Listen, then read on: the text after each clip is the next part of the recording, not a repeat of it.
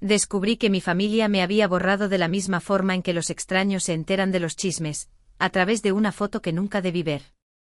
Allí estaban sonriendo bajo las guirnaldas de luces de la terraza, con las copas alzadas en un brindis perfecto, y allí, justo donde yo debería haber estado de pie, no había nada, solo un hueco, un espacio en blanco donde alguien me había recortado cuidadosamente como si nunca hubiera existido. No fue repentino, el silencio se había ido acumulando durante años, creciendo como la escarcha en la meseta entre nosotros, cada llamada sin respuesta, cada mirada esquiva, cada educado quizás la próxima vez, hasta que un día ya no fui invitada, ni a los cumpleaños ni a las fiestas de guardar, ni siquiera a la familia en la que nací. Solía pensar que la paciencia podía arreglarlo todo si esperabas lo suficiente, pero ya no creo en eso. Así que cuando la invitación llegó finalmente sin firmar, sin remitente, más una obligación que una bienvenida, no lo dudé, la doblé una vez, la dejé junto a mis llaves y me susurré a mí misma, esta vez me verán, solo que no saben cuán diferente se verá eso. La pantalla de mi escritorio se iluminó justo cuando el sol comenzaba a salir sobre los tejados de Madrid, no buscaba nada, solo hacía otro desplazamiento inerte a través del ruido digital, pero la foto me encontró de todos modos, un viñedo en La Rioja. La luz del sol atrapada en las copas de cava, las caras de mis padres divididas en sonrisas ensayadas y, justo entre ellos, donde yo solía estar, había aire. No es que hubieran pasado página, es que me habían editado y borrado 6 años antes. Yo me había alejado de todo después de lo de Afganistán, dijeron que tomé la decisión equivocada, que costé vidas, la investigación terminó, el veredicto se mantuvo y el mundo necesitaba a alguien a quien culpar. Así que empaqueté lo que quedaba de mí y desaparecí en un cubículo gris de un ministerio donde nadie saludaba y nadie miraba, porque era más fácil desvanecerse que luchar. Ahora aquí estaba de nuevo, mi familia sonriendo para el mundo mientras fingían que yo no existía. Mi padre había reposteado la foto con un pie de foto sobre el honor y el legado, el mismo hombre que una vez me dijo, un Velasco nunca se esconde de las consecuencias. 3 días después, un sobre color crema aterrizó en mi escritorio, dirigido no a mí, sino a la familia Velasco, y dentro había una sola tarjeta, una fecha, una ubicación y una línea en la parte inferior que decía etiqueta formal, preferiblemente beige o gris. Casi la tiro, pero entonces mi teléfono vibró y una alerta segura parpadeó en la pantalla, una voz de una vida que había enterrado, el lugar de la boda está en nuestra lista de vigilancia, no preguntes por qué, solo está allí. Miré el uniforme doblado en mi armario, intacto durante años, y mis manos no temblaron cuando lo alcancé. Algunos silencios no terminan, tienen que romperse.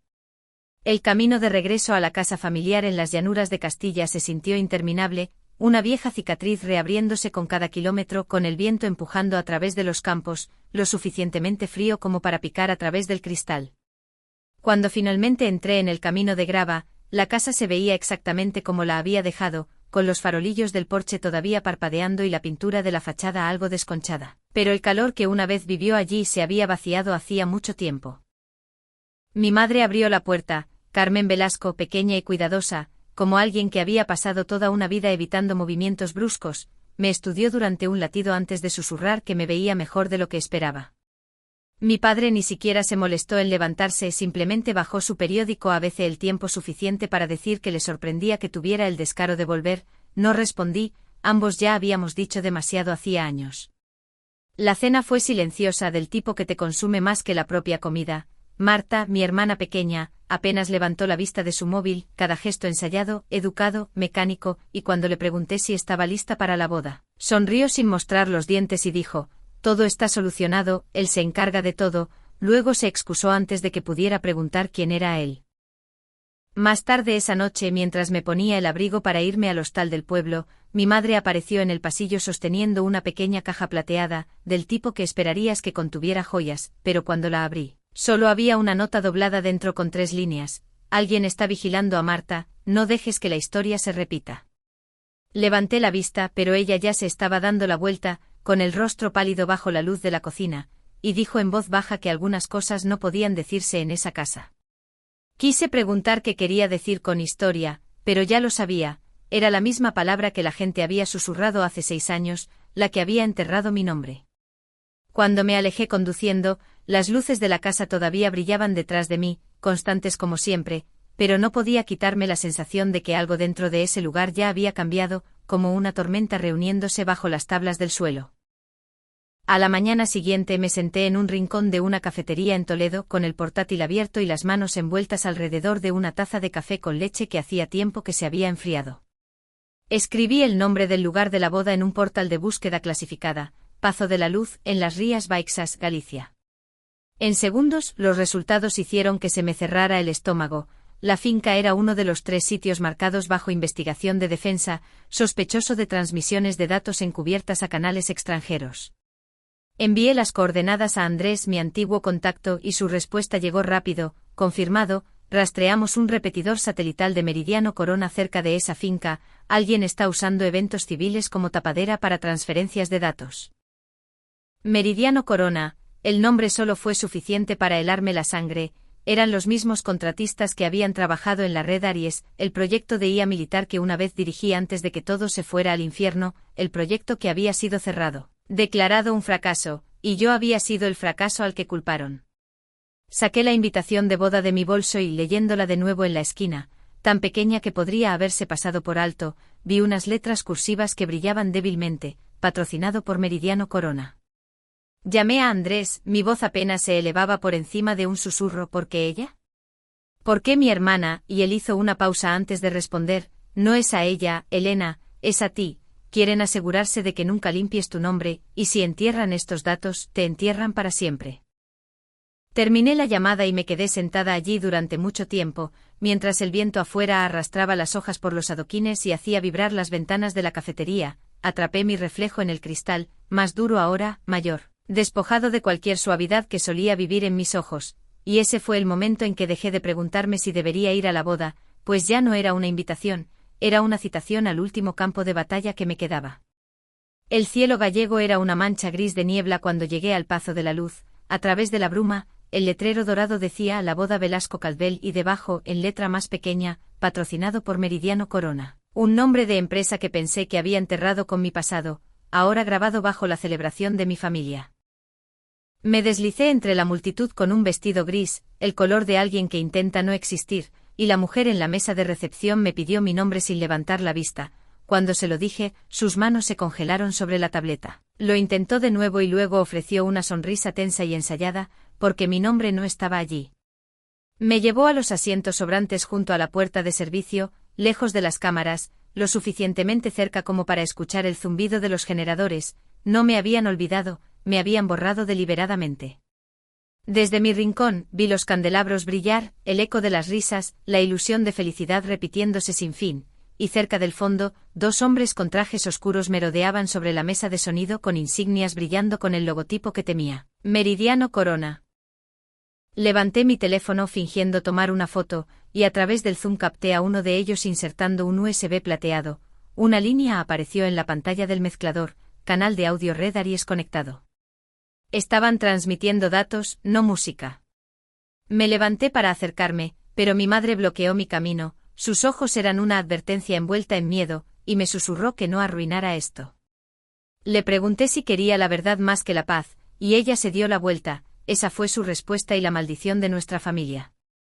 La dejé allí y subí las escaleras hacia la suite nupcial. El aroma a lavanda me golpeó incluso antes de llamar. Marta estaba parada frente al espejo con el velo captando la luz, me vio y se puso rígida, la calidez desapareció en un instante. Señalé el collar de plata alrededor de su cuello, cuyo colgante brillaba con un pulso débil y constante. Mi reloj captó la señal: 1000 4531 red Aries. Mi pecho se apretó, ese era mi código. ¿Quién te dio eso?, pregunté en voz baja. Javi, dijo ella, dijo que rastrea mis latidos. Rastrea más que eso, respondí. Pensé que Meridiano Corona había escondido su transmisor en la novia misma.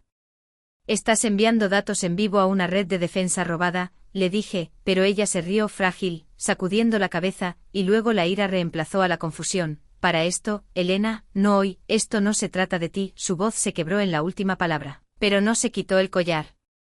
No discutí, algunas verdades solo salen a la superficie a través de las consecuencias. Cuando salí al pasillo, mi teléfono vibró con un mensaje de Andrés: no están transfiriendo datos, los están reescribiendo, el archivo es tuyo. Dejé de respirar. No solo estaban robando información, estaban borrando la última prueba de que yo había sido inocente. Apreté la caja plateada en el bolsillo de mi abrigo, sus bordes cortándome la mano. Si no actuaba ahora, terminarían lo que comenzaron hace 6 años y esta vez nadie recordaría ni mi nombre. El viento de la costa gallega era lo suficientemente agudo como para saborearlo, espeso con sal y lavanda a la deriva desde el jardín. Desde algún lugar más allá de la terraza llegó el delicado sonido de violines, lento, elegante, ensayado. Para cualquier otra persona sonaba como una canción de amor, para mí, era una cuenta regresiva. Escribí rápidamente en mi reloj inteligente: están transmitiendo a través del collar, ¿puedes bloquearlo remotamente? La respuesta de Andrés llegó segundos después: demasiado arriesgado, tendrás que cortar la fuente, quédate cerca del centro de control, te avisaré cuando comience. No me molesté en responder, solo miré hacia el salón de baile, hacia el lugar donde mi pasado y mi ruina habían decidido bailar un vals juntos de nuevo. Dentro me quedé helada. El general Roberto Gil estaba allí, sonriendo, brindando, estrechando la mano de mi padre como si fueran viejos camaradas, el mismo hombre que una vez me había llamado una desafortunada baja del mando. Es un honor conocer al hombre que crió a hijas tan dedicadas, dijo. Sabe, nuestra familia está orgullosa de su historial de servicio. Mi padre respondió algo que no oí. Yo estaba a unos metros de distancia, invisible pero ardiendo. Gil miró hacia allí, el reconocimiento parpadeando el tiempo suficiente para escocer. Comandante Velasco. ¿O debería decir señorita Velasco ahora? Solo Elena, ¿eh? La versión civil se adapta a la ocasión. Cada palabra fue un corte limpio y deliberado. Se alejó, dejando atrás una risa que no sonaba como risa en absoluto. Me moví a mi asiento en la parte trasera donde pretendían que me desvaneciera, el punto de vista perfecto. Mi reloj pulsó con una débil vibración. Transferencia en 10 minutos, advirtió Andrés. Marta se paró bajo el arco brillando en su vestido blanco, y los invitados susurraban sobre su belleza. Ninguno de ellos vio la red invisible parpadeando a la vida a su alrededor. La orquesta creció y mi padre se acercó al micrófono, su voz resonando por el salón. Hoy, la familia Velasco demuestra que el honor, la lealtad y el legado nunca se desvanecen. Sonreí sin querer. El honor se desvanece rápido cuando se construye sobre el silencio. Las luces parpadearon una vez detrás del escenario, las cámaras comenzaron a sincronizarse, la señal floreciendo en el repetidor de Meridiano Corona. La transferencia había comenzado. Metí la mano en mi bolso, los dedos rozando la caja plateada. Bajo el brillo de los candelabros, las palabras dentro de ella brillaban débilmente: no dejes que la historia se repita. Susurré: no esta vez. Cuando el maestro de ceremonias pidió a todos que se volvieran hacia la pantalla grande para el vídeo familiar, mi reloj vibró de nuevo. Esa hora, actúa. Me levanté, pero la mano de mi madre atrapó mi muñeca, su voz temblaba. Hoy no, Elena, por favor. ¿Sabes lo que están haciendo?, le pregunté. Lo sé, pero nadie aquí quiere la verdad. Su miedo era real, pero yo había vivido con miedo el tiempo suficiente para reconocer su otro nombre: complicidad. No tienes que escuchar, dije, solo tienes que ver. Me solté saliendo al pasillo central mientras la habitación se oscurecía y cada par de ojos se volvía hacia la pantalla. La voz del presentador se elevó por encima del suave zumbido de la conversación. Antes de continuar, nos gustaría honrar a nuestros veteranos. Si algún invitado ha servido a este país, por favor póngase de pie para ser reconocido. Las sillas rasparon, hubo aplausos educados. Gil se levantó primero sonriendo a las cámaras y luego Andrés, que se había infiltrado, se puso de pie, se ajustó la corbata y se volvió hacia mí. Su voz cortó el salón, firme e inconfundible: Comandante Elena Velasco, señora. El sonido abrió la habitación, los aplausos murieron en el aire, una copa se rompió en algún lugar y cada rostro se volvió hacia mí, la mujer que habían elegido no ver. Me puse de pie, el foco me atrapó de lleno, no hablé, no lo necesitaba. La pantalla parpadeó, el montaje de la boda se desvaneció y fue reemplazado por un desierto, la misión que lo había terminado todo. Mi voz salió primero de los altavoces: civiles confirmados, alto el fuego, repito, alto el fuego. Luego la voz de Gil: que ella asuma la culpa, es reemplazable. La multitud jadeó, mi madre sollozó, el rostro de mi padre se volvió gris. Gil se lanzó hacia el micrófono, gritando que era falso. Di un paso adelante: no, general, esto es lo que usted enterró, yo soy a la que llamó reemplazable. Las puertas del salón de baile se abrieron y 2 agentes del Centro Nacional de Inteligencia entraron con las placas en alto. Roberto Gil, está bajo investigación por falsificación de inteligencia de defensa. Marta se desabrochó el collar, la luz dentro de él parpadeó una vez y luego murió. En la pantalla detrás de ella, aparecieron nuevas palabras: integridad de datos de red Aries restaurada. Gil se giró mientras lo esposaban, su voz era ronca: siempre fuiste una carta salvaje, Elena. Encontré su mirada: no, señor, fui la verdad que no pudo controlar. El silencio se instaló sobre el salón, limpio, afilado y absoluto. Por primera vez en 6 años, la verdad no necesitaba ser dicha, estaba parada allí mismo y finalmente tenía un rostro. El brillo dorado de la boda se atenuó hacia algo estéril y frío. La luz blanca de la pantalla se derramaba sobre cada rostro, convirtiendo el salón de baile en un tribunal silencioso. Roberto Gil, el hombre que una vez dijo que la guerra necesitaba chivos expiatorios, ahora no podía levantar la vista. Mi padre estaba sentado rígido, agarrando la silla con tanta fuerza que sus nudillos se blanquearon. Mi madre temblaba detrás de su mano. Marta, mi hermana, la novia con el collar en la mano y los ojos muy abiertos, derramando lágrimas, dijo: no lo sabía, Elena, él dijo que, susurré, lo sé. Javi, su prometido, se lanzó hacia la consola, pero Andrés ya la había bloqueado. 2 agentes más aparecieron, las esposas brillando bajo la luz. Gil encontró mi mirada y dijo: la justicia no es limpia, Elena, es barro. Al menos no estoy parada sobre el barro de otro, respondí. Cuando se lo llevaron, las puertas se abrieron al viento del mar, y la sal cortó el perfume y las mentiras. Me volví hacia Marta: no necesitas disculparte, solo recuerda que el honor vive en lo que haces cuando nadie te cree. Ella lloró. La habitación se quedó quieta y yo me mantuve firme bajo la luz plateada. La noticia del arresto estalló antes del amanecer, los titulares se extendieron más rápido de lo que podía conducir: General Roberto Gil detenido por falsificar datos de defensa, excomandante Elena Velasco reinstalada oficialmente. No me molesté en leer el resto. Después del caos de la noche, conduje a través de las oscuras llanuras de regreso a la meseta con nada más que el zumbido de la autopista y el eco de mis propios pensamientos. El mundo se sentía ingrávido, vaciado, como el silencio que sigue a una tormenta. Cuando entré en la casa familiar a la mañana siguiente, el aire estaba lleno del olor a café y pan tostado. Mi madre estaba en la encimera sirviendo leche en 2 tazas. Mi padre estaba sentado a la mesa, con el periódico doblado y el cuchillo de la mantequilla en la mano.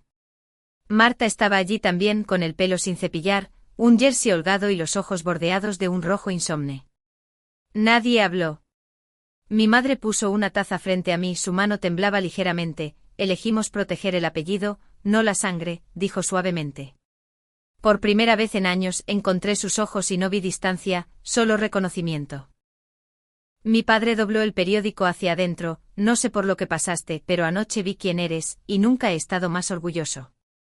Marta deslizó mi vieja silla más cerca de la mesa: te guardé el sitio, murmuró. Me senté, la luz del sol se filtraba a través de las cortinas, pintando la habitación de oro. El café estaba caliente, familiar, tranquilo, sin disculpas, sin discursos, solo la paz que llega cuando la verdad finalmente deja de necesitar palabras. Sobre la mesa, la caja plateada yacía abierta, la luz atrapando sus bordes. Doblé la nota que había dentro: no dejes que la historia se repita, y la guardé en mi bolsillo. Por primera vez en 6 años, el pasado ya no me seguía, simplemente se quedaba donde pertenecía, detrás de mí, silencioso y en reposo. Un mes después, estaba de vuelta en Madrid. El Ministerio de Defensa se veía exactamente como siempre: muros grises, bordes afilados, un edificio que nunca había aprendido la suavidad. El zumbido de las luces fluorescentes llenaba los pasillos, constante y frío. En el tablero interno fuera de mi oficina, una sola línea de texto brillaba en blanco y negro: Comandante Elena Velasco reinstalada. Nivel de autorización restaurado. La miré durante mucho tiempo antes de apagar la pantalla.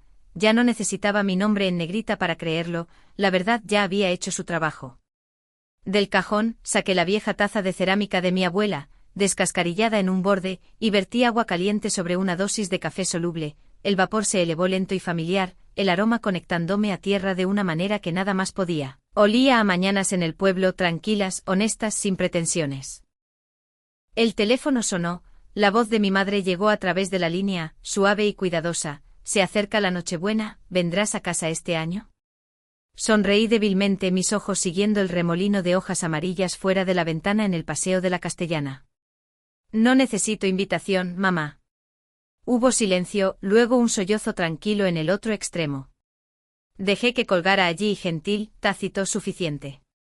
Afuera, la ciudad seguía moviéndose, los coches pasando, extraños cruzando calles sin saber nunca que en algún lugar sobre ellos estaba sentada una mujer que una vez había sido borrada de su propia vida, finalmente respirando sin miedo a ser olvidada. Tomé un sorbo de café, el calor extendiéndose a través de mí como el perdón. La justicia no ruge, murmuré, tararea suavemente como el café de la mañana en un día frío.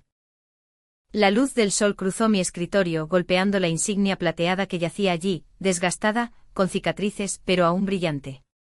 Cerré el último archivo, dejé mi bolígrafo y sentí que la quietud se asentaba. Por primera vez en 6 años, no era el fantasma en la fotografía, yo era quien escribía la historia ahora, y esta vez, nadie podría editarme.